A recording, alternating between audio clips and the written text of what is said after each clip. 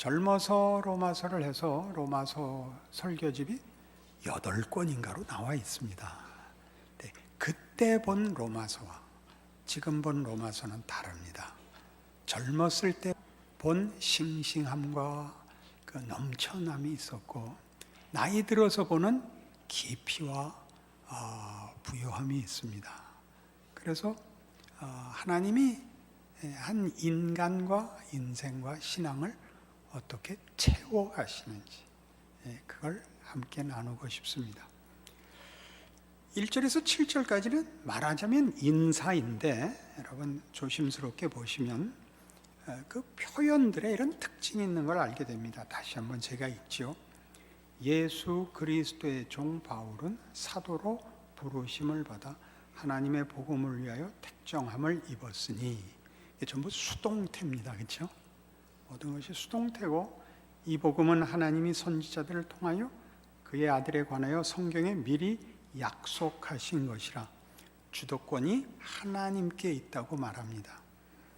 그의 아들에 관하여 말하면 육신으로는 다윗의 혈통에서 나셨고 성결의 영으로는 죽은 자들 가운데서 부활하사 능력으로 하나님의 아들로 선포되셨으니 곧 우리 주 예수 그리스도시라.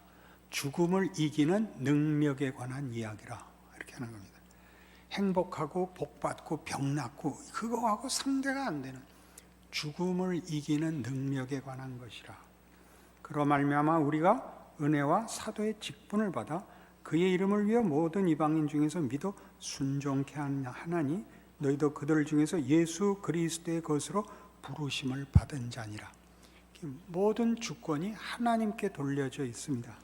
그로 말미암아 그리스도의 것으로 부르심을 받느니라. 이런 것들이 전부 하나님의 주도권이 강조된 성경 기록의 가장 특별한 강조되는 부분인데, 우리는 이런 것보다는 아는 것, 깨닫는 것, 이해되는 것, 유용한 것, 가치 있는 것이라는 우리 쪽에서의 이해, 우리 쪽에서의 열심에 늘 집중합니다.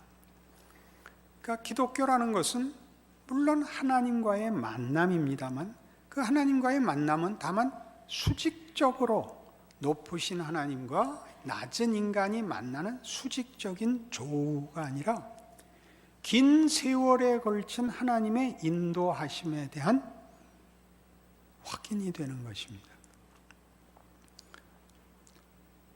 긴 세월에 의한 하나님에 대한 이해, 하나님의 일하심에 대한 이해라는 것은, 기독교 신앙은 기본적으로 그 이해와 증거에 있어서 역사적이라는 것입니다. 체험적이라는 말이 틀릴 것은 없지만, 체험적이라고 할 때는 수직적 개념이 너무 강조돼서 역사적이라는 표현을 쓰는 것입니다. 긴 시간에 걸친 하나님의 성실한 인도를 말합니다. 대표적으로 회개를 들어봅시다. 회개는 어느 한 날 한순간에 가진 극적인 어떤 돌아섬입니다. 깨우침이 있고 감동이 있고 결단이 있습니다. 그렇죠? 그러나 회개를 하고 나서 가장 많이들 당황하신 바로 그 사실에서 보듯이 아무것도 변한 것은 없습니다. 그 감동과 그 회개와 그 결심이 다음날 아침 눈을 떴더니 아무것도 달라진 것 없이 야 빨리 일어나 밥 처먹고 학교 가 라는 고함소리로 확 깨지는 겁니다. 회개하기 전에 어제와 회개한 오늘과 다시 일어난 날에 회개는 했는데 이 역사, 인생이라는 시간 속에서 아무런 배경과 환경과 조건에 변화가 없습니다. 나는 변했다고 우기는데 내가 몸담고 있는 정황, 컨텍스트는 그대로 있습니다. 그래서 변화된 결심과 각오를 가지고 싸우기에는 이 정황이 너무 커서 며칠간 발버둥 치다가 슬슬 포기하고 의심하고 불안해하고 다시 하나님이 힘 주셔서 다시 돌아오고, 해마다 한 번씩 연례 행사가 되고 결국은 체념하고 말고 하는 일들이 각 개인의 신앙 속에서 사실은 반복적으로 일어나고 있습니다. 그 한 번의 회심으로 모든 것이 이렇게 탁 변하는 수직적인 조우와 함께 어떤 수직적인 상승, 수직적인 해결, 다시는 이 땅에 얽매일 필요가 없는 해방과 완성이라는 것이 주어진 적이 없습니다. 그러나 우리는 늘 그렇게 기대해서 현실이 그렇지 않으면 그 감동의 날들을 반추하는 것으로, 그리고 그것이 의심스러우면 누군가를 전도하여 동일한 회심의 자리에 불러들임으로써 그의 감동으로 자신의 감동을 다시 한번 불붙이는, 그 감동을 다시 한번 재생하는 정도로밖에는 신앙을 이해하지 못해서 많이들 사실 쩔쩔매고 있는 줄로 압니다. 아닌 것 같은 표정을 지어도 선생님은 다 알고 있습니다. 그래서 우리가 성경을 보면 성경은 기본적인 기록이 역사적 기록입니다. 구약이 온통 역사서고 신약도 가장 많은 부분을 차지하는 복음서가 예수 그리스도의 역사입니다. 그리고 사도행전이 역사고 계시록이 역사의 끝을 예언하고 있습니다. 서신서들은 역사적 진행의 내용을 갖고 있지는 않지만 그 역사 속에 있는 어떤 현존하는 교회에 보낸 편지들, 역사의 한 복판에 있는 자들에게 보낸 편지들이지, 다만 어떤 이상이나 도나 감동이나 이런 어떤 특별한 내용들을 지칭하는 추상적인 단어들을 버무리고 있는 자들을 대상으로 삼고 있지 않습니다. 그래서 역사서라는 것은 하나님이 자신을 나타내시고 우리에게 하신 약속들이 무엇인가를 설명하시고 보여주시는 행위를 역사 속에서 하고 계시고 지금도 하고 계시다라고 말하는 것이 역사적으로 성경을 이해한다는 뜻입니다. 그것이 사실이냐 아니냐 하는 문제를 따지기 위해서 역사를 들어가자는 것이 아니라 역사 전체가 하나님의 일하신 하나님의 행위에 대한 증언이다. 그리고 하나님이 일하시는 그 일하심의 아주 중요한 대상인, 목적인 인류 보편적 이해와 진리와 유익을 위한 증언이다 라고 이해를 하는 것이죠. 로마서 10장에 가보실까요? 로마서 10장 9절, 네가 만일 네 입으로 예수를 주로 시인하며 또 하나님께서 그를 죽은 자 가운데서 살리신 것을 네 마음에 믿으면 구원을 받으리라. 사람이 마음으로 믿어 의에 이르고 입으로 시인하여 구원에 이르느니라. 성경이 이르되 누구든지 그를 믿는 자는 부끄러움을 당하지 아니하리라 하니 유대인이나 헬라인이나 차별이 없습니다. 한 분이신 주께서 모든 사람의 주가 되사 그를 부르는 모든 사람에게 부요하시도다. 이걸 잘못 읽으면 맞아, 믿어야 돼, 시인해야 돼 라는 시간성과 관계없는 서두에 얘기한 수직적 조우, 깨우침, 결단이라는 무시간적 어떤 각오가 되고 맙니다. 그리 간단한 얘기가 아닙니다. 반복되는 13절 이하를 보죠. 누구든지 주의 이름을 부르는 자는 구원을 받으리라. 그런즉 그들이 믿지 아니하는 이를 어찌 부르리요? 듣지도 못한 이를 어찌 믿으리요? 전파하는 자가 없이 어찌 들으리요? 보내심을 받지 아니하였으면 어찌 전파하리요? 기록된 바 아름답도다 좋은 소식을 전하는 자들의 발이요 함과 같으니라.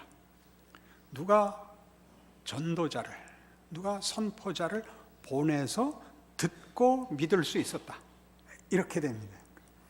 내가 무엇을 믿는 것은 그 믿을 내용을, 그 약속을, 그걸 지킬 수 있고 선언할 수 있는 이가 그 약속을 자신의 사신을 만들어 불러 우리에게 보내서 우리에게 들려주어서 우리가 믿게 된 것이라 라고 이렇게 시간적으로 풀어놓고 있습니다. 하늘로부터 내려온 복음입니다. 하늘로부터 온 계시고 구원입니다. 그래서 이렇게 수직적으로 이해를 하는 것은 하나님의 주도권을 120% 강조해야 된다는 점에서 사실이지만, 그것이 그 덕분에 시간이 소용없는 개념과 선택, 가치로 추상화되어 실체화되는 데 필요한 가장 중요한 조건들, 시간과 공간이 제거되는 것으로 말로 하면 되고 각오하면 되고 진심을 가지면 되는 싸움이 아니라 만들어 증거해야 되는. 어떻게 만들죠? 시간과 공간을 우린 뭐라고 불러요?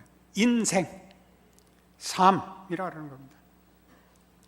하루에 주어지는 정황으로서의 도전. 어떻게 먹고 살래? 그걸 벌기 위해서 무슨 짓까지 할래?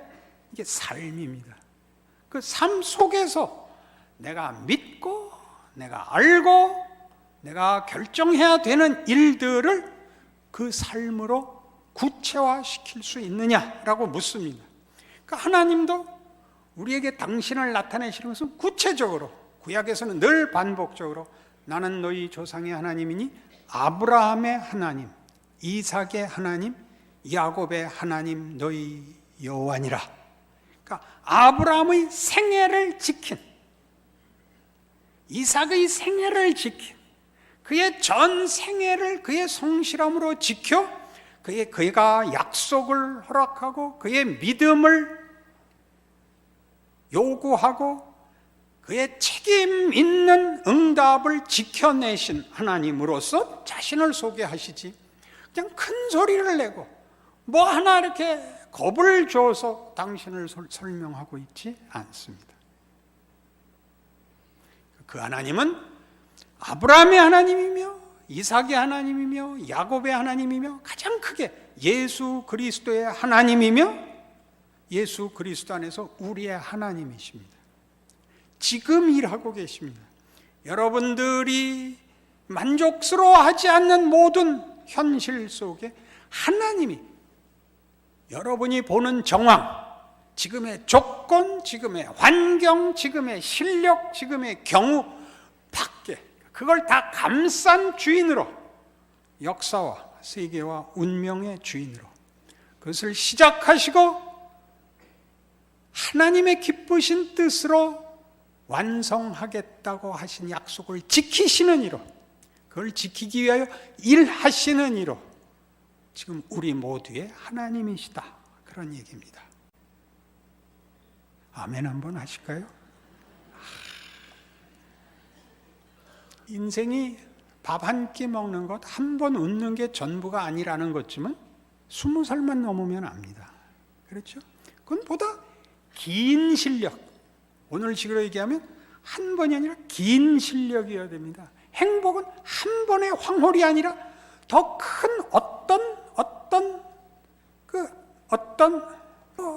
그릇이 있어야 돼요. 보다 큰 안전이 있어야 되고, 그 안전은 보다 큰 안전이 있어야 됩니다. 우리가 국가에 대해서 그토록 많은 아우성들을 치는 이유는 한 개인의 완전함은 이웃과 사회의 안전함 속에, 지지 속에 있어야 되고, 그 사회와 이웃, 가정의 안전은 보다 큰 국가와 세계의 안전 속에 있어야 된다는 사실을 깨닫게 됩니다. 근데 세계가 변덕스럽다는 사실이죠. 그니 세계가 전부이면 불안할 수밖에 없죠. 그 세계가 최종 틀이 아니라 하나님이 최종 틀이지요. 하나님이 창조주시고 섭리자시고 심판자이십니다.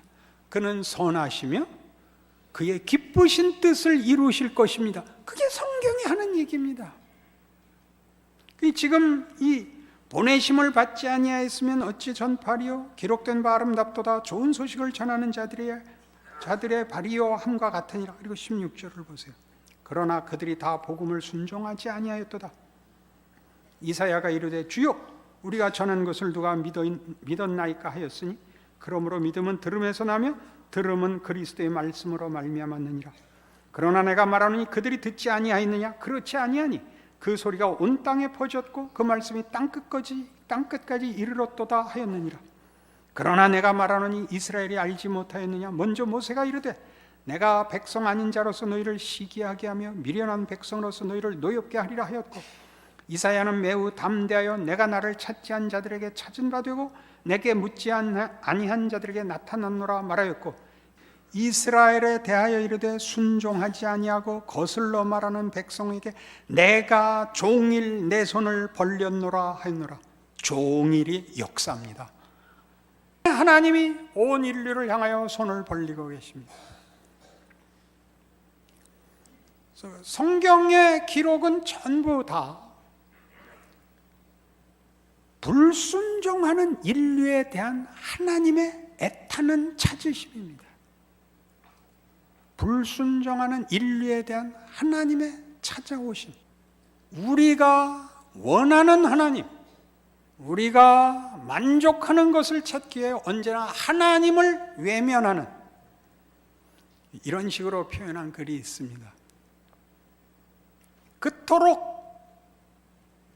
오랜 동안 인류는 지식과 도덕을 추구하였건만 한 번도 하나님께 순종한 적은 없다. 그렇죠? 학교에서 하는 교육도 인성교육, 훌륭한 인간을 만들기 위해서 기독교는 빼놓치는 거 아닙니까? 특정 종교라는 이름으로. 우리끼리 거룩해질 수 있다. 우리끼리 훌륭해질 수 있다. 라고 끊임없이 우기는 이 반역한 인류에게 하나님이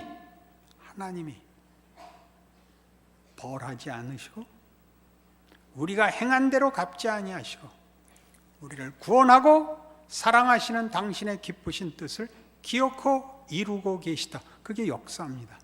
그리고 현실입니다. 과거에 그리 일하셨고 지금 일하고 계십니다. 그리고 장차 그 일의 완성을 기어코 보실 것입니다. 레슬리 뉴비긴이라는 유명한 선교사가 있는데요, 인도에서 30년간 선교 활동을 하신 분입니다. 힌두교도들과 기독교를 논쟁해야 됐고 가르쳐야 됐던 사람이었는데, 그 힌두교 경전을 같이 배우고 토론을 위해서 기독교 경전인 이제 성경을 저들에게 주어서 그 힌두교 사제들이 읽고 그 중에 한 친구가 이런 말을 했답니다. 내가 보기에 성경은 우주의 역사, 곧 창조세계 전체의 역사와 인류의 역사를 독특하게 해석한 책입니다. 그래서 역사 속에서 막중한 배역을 맡은 인간에 대한 해석도 독특하지요. 아주 특이합니다. 세상의 모든 종교 문헌을 다 통틀어도 성경에 견줄 만한 것은 없습니다. 그 힌두교도가 예수를 믿게 된 것이 아니라 성경은 다르다 그랬대요. 다른 경전은 다 뭐죠? 인간의 완성을 위한 방법론입니다. 인간이 복을 얻는 방법, 인간이 완성되는 방법입니다. 성경은 그 얘기를 하고 있지 않습니다. 성경은 하나님이 누구신가를 얘기하는데, 우리가 하나님과 직접적으로 연결되어 있기 때문에 하나님이 당신을 알리려 하십니다. 우리의 수단이 되는 걸 용서하지 않으시고 우리의 아버지인 것을 가르치려고 하십니다. 그래서 거기에는 무슨 기계를 조작하는 식이라든가 상보를 가지고 다루는 것으로는 할 수 없는 더 깊은 얘기들이 나오는 것입니다. 애증이 나오죠. 구약 역사를 통틀어 이스라엘 백성이 일어난 일 중에 가장 우리를 놀라게 하는 것은 어쩌면 가장 반복되어 강조되는 출애굽의 하나님일 것입니다. 나는 너희 조상의 하나님이니 나는 너희를 종되었던 애굽 땅에서 구하여 낸 여호와니라. 이것이 구약에서 이스라엘 백성들에게 하나님이 당신을 설명할 때 가장 많이 인용하는, 가장 많이 반복해서 하시는 역사적 증언입니다. 내가 어떻게 너희 편인가, 너희를 위하는 구체적인 신인가, 능력에 있어서뿐만 아니라 구체성에 있어서 부모가 자식에게 구체적일 수밖에 없듯이. 그러나 구약 역사에서 우리를 놀라게 하는 것은 그 출애굽 사건을 깨고 바벨론 포로를 허락한다는 사실입니다. 바벨론 포로란 놀라운 것입니다. 이스라엘 백성의 안전장치로 하나님은 타협하시지 않겠다는 것입니다. 내 자식은 내가 원하는 나를 닮은 거룩한 자가 되도록 하는 일에 나는 모든 희생을 아끼지 않겠다죠. 무슨 희생? 바벨론이 들어와 성전을 파괴하고 이스라엘의 하나님을 모독합니다. 유다 백성을 다 잡아가고 그들이 큰 소리를 치기를 우리가 섬기는 하나님이 너희가 섬기는 여호와보다 크기 때문에 우리가 이겼고 너희가 졌다 라는 모욕을 하나님이 감수하십니다. 역사적으로 일을 하고 계십니다. 그런 사건, 그런 정황을 가지는 시작과 끝이 있는, 시간이란 제한적인 것이 아니라 돌아갈 수 없다는데 가치가 있는 것이 아니라 시작과 끝이 있는 의지와 성의와 목적을 이루시는 하나님이라는 것에 역사라는 것보다 더 좋은 다른 무대는 있을 수 없습니다. 그러니 마태복음 6장으로 돌아오십시오. 우리가 이런 결론을 내립시다. 마태복음 6장 33절. 그런즉 너희는 먼저 그의 나라와 그의 의를 구하라. 그리하면 이 모든 것을 너희에게 더하시리라. 그러므로 내일 일을 위하여 염려하지 말라. 내일 일은 내일이 염려할 것이요 한날의 괴로움은 그날로 족하니라. 33절을 떼어서 읽으면 그것은 매우 모호한 말이 됩니다. 구체적일 수 없는 그냥 명분에 불과하고 누구 잡는 데 쓰는 말이 됩니다. 뭐 이렇게 맛있는 걸 탐해, 대강 먹어. 그의 나라와 의를 구하는 게 먼저지. 이게 이제 우리 다 사람 환장하는 겁니다. 이렇게 말을 해도 되나? 34절이 그 증거입니다. 33절은 이런 이해 속에서 읽어야 된다는 거죠. 그러므로 내일 일을 위하여 염려하지 말라. 내일 일은 내일이 염려할 것이요 한날의 괴로움은 그날로 족하니라. 내일 걱정은 하지 마라. 그런 뜻이 아니라 이런 걱정, 오늘 내일을 확보해 놓는 걱정은 하지 마라. 오늘 내일 걱정이 없게 일을 만드는 일은 없다 그겁니다. 그건 내일이다. 오늘 일을 해라. 오늘의 고난을 감수해라 그겁니다. 한날 괴로움은 그날의 족하니라. 무엇 때문에 감수할 수 있느냐? 내일을 이렇게 이해해라. 내일의 끝은 종말입니다. 종말은 세상이 망하는 날이 아니라 하나님이 약속한 약속이 성취되는 날입니다. 그 선상에 우리가 서 있습니다. 창조하시고 구원하시고 완성하실 하나님의 사랑과 은혜와 약속 속에 있습니다. 하나님이 우리가 다 이해할 수 없는 일을 하는 걸 믿고 그 속에서 내가 할 수 있는 일을 함으로써 신앙생활을 하는 것입니다. 나에게 주어진 오늘 나에게 일어난 일을 내가 할 수 있는 만큼 하는 겁니다. 세상을 다 책임져야 되는 것, 일어나는 사회의 문제를 다 해결해야 되는 것이 아니라 오늘 할 수 있는 것만큼, 내가 할 수 있는 것만큼, 신앙도 내 신앙만큼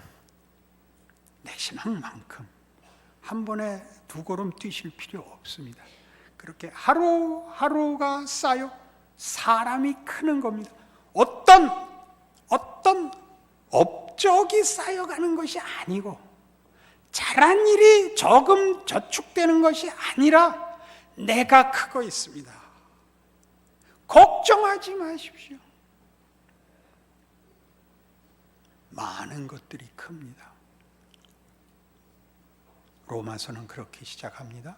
아니, 그런 성경의 전체 배경 속에서 시작합니다. 그리고 그 눈을 우리에게 요구하고 있습니다. 그렇지 않으면 우리는 이 신앙 행위를 완성이 된 다음에 밖에 할 수 없게 되는데, 완성을 위해서 시간을 건너뛴 어떤 능력을 달라고 비는 일에 전 생애를 소모하게 됩니다. 오늘 할 수 있는 것을 해야 되는 내 일기를 쓰듯이 내가 할 수 있는 것을 하는 오늘이 없어지고 맙니다. 그러니 신앙생활이 재미가 없죠. 내 일이고 내 싸움이고 나를 만들어가는, 내가 주인공이고 내 안에 쌓아야 될 일로가 아니라 늘 둘러리고 늘 구경꾼이고 늘 후회하고 늘 안타깝고 늘 억울하고 늘 부러워만 하다가 그렇게 숨어야 되니 억울하지요. 그렇지 않습니다. 나는 너희 조상 아브라함의 하나님, 이삭의 하나님, 야곱의 하나님이니라. 아마 여러분 각각의 이름도 부를 것입니다. 나는 너의 하나님이니라. 내가 예전에 천지를 창조했고 너희를 내 모양으로 지었고 너희를 위해 내 아들을 주었었노라. 내가 너희가 저지른 모든 잘못의 한복판에서, 죽음과 사망과 실패와 절망의 한복판에 부활의 길을 내었느니라. 따라 들어오라. 겁내지 마라. 모든 성경의 증언입니다. 역사의 증언입니다. 하나님의 일하시는 성실하심의 지금의 기적입니다. 여러분 것입니다. 남에게 뺏기지 마십시오. 기도하십시다. 하나님 아버지 은혜를 감사합니다. 우리가 홀로 살지 않고 우리가 처한 환경과 현실이 억울할 것도 손해볼 것도 없는 것이라는 것을 확인합니다. 하나님 모시고 있기 때문입니다. 예수 안에서 그 증거를 보았으니 우리도 오늘을 하나님 앞에 바치는, 충성하는, 싸우는, 배우는 하나님의 인도 속에서 약속의 길을 걷고 있는 실제적인 헌신이 있게 하여 주시옵소서. 그리하여 자랑할 것이 우리 안에 있는 줄 아는 기쁨으로 우리의 인생을 승리케 하여 주시옵소서. 예수님 이름으로 기도합니다.